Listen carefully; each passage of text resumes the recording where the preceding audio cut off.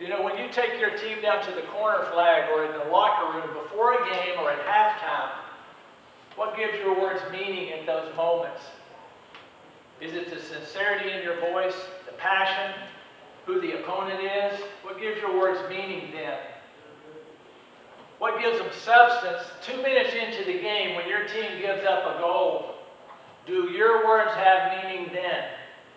When your striker's standing at the top of the 18, a perfect ball comes across, the goalkeeper's out, it's wide open, and she or he strikes one over the top. Do your words have meaning then? Do your words have meaning then? Now, I believe for our words to have meaning, our players need 3 things. Number 1, they need trust in our leadership. Trust in our leadership. And for us to gain trust, we must show trust. In the old days, it was like, we're the coach, you will respect what I say. I don't think that's true now. For us to gain trust, we must show trust. We have to trust their decisions on the field. We have to trust their ability to come to us and make suggestions. It has to be an open dialogue, just like this photo here. We are exchanging ideas with our players, coming up with the best solution for the game, for practice, for whatever it is. We empower them. We include them. So for us to gain trust, we must show trust. One of the keys. Secondly, they have to be loyal to the program, the coaches, and their teammates. You might say, how does that loyalty come about? I believe it comes about in an environment and culture that you build that's rewarding, challenging, it communicates status, and it affirms their value. And I'll give you a little example. If I have a 20-player roster, and this orange jersey over here is number 20, and I know he or she is number 20, there's no doubt about it, skill level-wise. All right? Game goes on.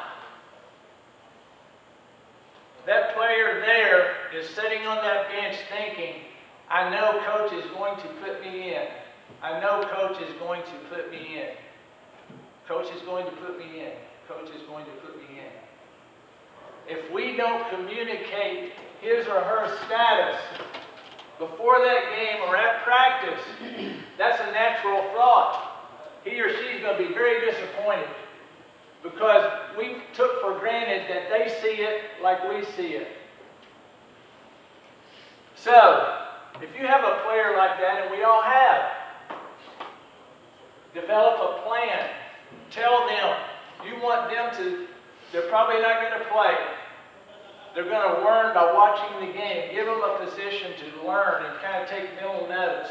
Let them know that practice is their arena to grow and build in.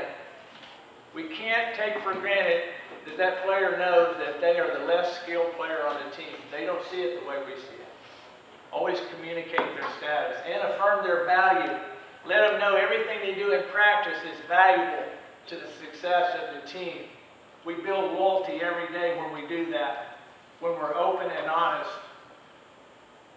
Finally, respect the decisions that we make. I didn't say they must, because they're not going to like every decision. They're not going to agree with every decision. But we have to realize that. That they know that we're going to make decisions with 2 things in mind. We're going to be consistent. It doesn't matter if this player down here does something that we have to hold them accountable for. This player here, who's our leading scorer, if she does something, we're going to hold her accountable too. Everything's equal. Our decisions are always going to be consistent without favoritism. And we do them with character and integrity. We're always doing what's best for the team.